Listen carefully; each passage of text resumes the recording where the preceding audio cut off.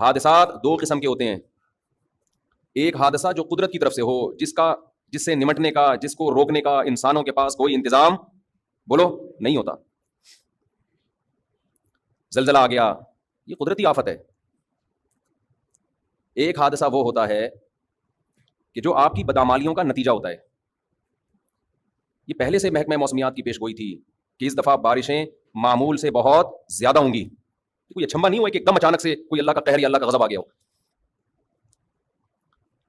ہم اس سفر میں بار بار دعا کر رہے تھے کہ اللہ تیرا کتنا کرم ہے، تو نے ہمیں سندھ کا حاکم نہیں بنایا.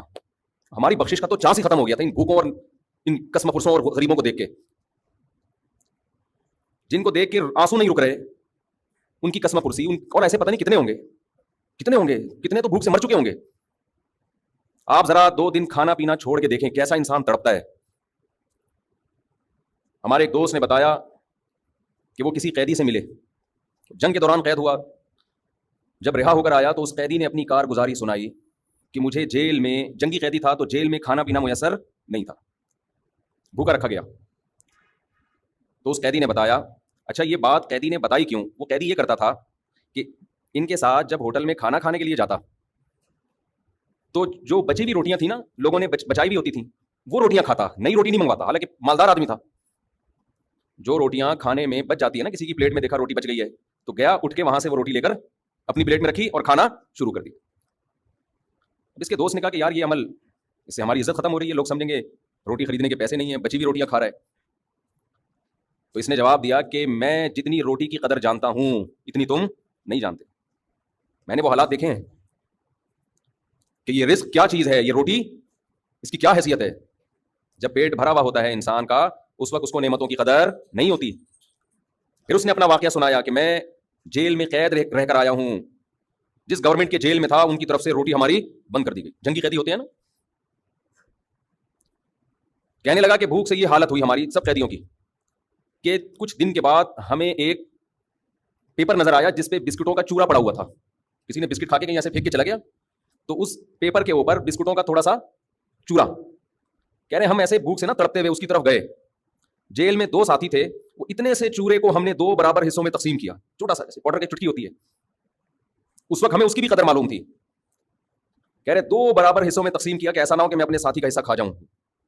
اور اسے زبان پہ رکھ کے کافی دیر تک چوستے رہے ہیں کہ ایک دم حلق میں نہ اتار لیں ہم اسے.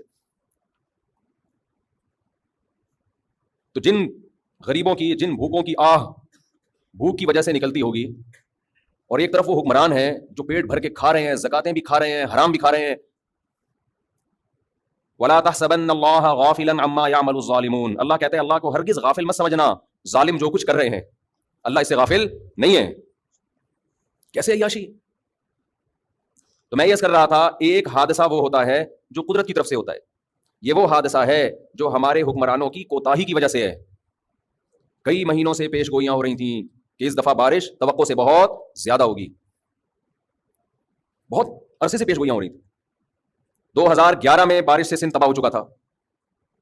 تو آپ مجھے بتاؤ، سندھ کے حکمرانوں کی ذمہ داری تھی نا کہ پہلے سے اس کا انتظام کریں؟ بتاؤ تھی یا نہیں تھی؟ یہ ذمہ داری تھی نا کہ قوم کو بہت بڑی تباہی سے بچانے کے لیے پہلے سے انتظام کریں. کوئی انتظام نہیں کیا گیا. وجہ کیا ہے؟ انسان 2 وجہ سے کام کرتا ہے، یا تو دنیا میں بدنامی کے ڈر سے یا آخرت میں اللہ کے خوف سے. ہمارے ملک میں دنیا میں بدنامی کا کوئی خطرہ بولو نہیں ہے. نظام ایسا ہے، اگلے الیکشن میں پھر جیتیں گے آپ دیکھنا. اور یہی بھوکی عوام جو مر رہی ہے یہی ووٹ دے گی. اس کی چیخیں نکال دے گی گورنمنٹ، وہاں کی حکومت. ان سے لباس چھینے گی، ان سے تعلیم چھینے گی، ان سے نوالا چھینے گی، لیکن ووٹ انہی کو ملے گا. تو بدنامی کا الحمدللہ ہمارے کنٹری میں کوئی خطرہ نہیں ہے. اور آخرت پر ایمان نہیں ہے کہ جس خدا کے خوف سے کہ اس خدا کو ہم نے جواب دینا ہے. جو حالات وہاں ہیں نا، آپ دیکھ کر آئے، آپ قابو نہیں رکھ سکتے اپنی آنکھوں پہ. ہمارے جن دوست نے حالات سنائے وہ 20 منٹ تک مسلسل روتے ہی رہے ہیں واقعہ سنا کے. با پردہ عورتیں جن کے سروں سے کبھی چادر نہیں اتری، وہ گھر سے نکلی ہوئی ہیں اور لائن میں پیچھے کھڑی ہوئی ہیں پردے کی وجہ سے کہ ہم مردوں میں نہ آئیں. پیچھے کھڑی ہوئی ہیں، 2 دن ہو گئے، ایک روٹی کا نوالا ان کو نصیب نہیں ہوا. ایسے بوڑھے بھی ملے، انہوں نے کہا سائیں ہم بھکاری نہیں ہیں، ہم بھکاری نہیں ہیں.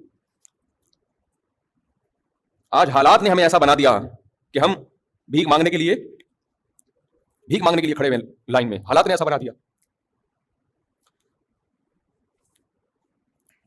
سندھ کے حکمرانوں کو تو جو ہوگا اللہ پوچھے گا ان سے. میرے بھائی ہمیں اپنی ذمہ داری پوری کرنی ہے.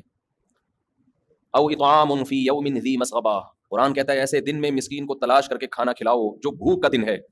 یتیما ذا مقربۃ او مسکینا ذا متربہ، اس مسکین کو کھلاؤ جس کو بھوک نے اس کے پیٹ کو زمین سے ملا دیا ہو. اور اس سے بڑا جرم وہ تو جو حکومت نے کرنا ہے وہ پریشان ہے کہ کیا کریں. اتنی بڑی تباہی پھیل گئی ہے، سمجھ میں نہیں آ رہا کہ یہ پانی کیسے نکلے گا، نکال کے پھینکے کہاں جائے گا، کہاں وہ پانی. اور اس سے بڑا جرم یہ کہ ہمارے ملک میں ایسے لوگ جو ان مسکینوں کے نام کو کیش کرا کر اپنا پیٹ بھریں، ایسے حرام خوروں کی بھی کمی نہیں ہے. یہ اس سے بڑا جرم ہے.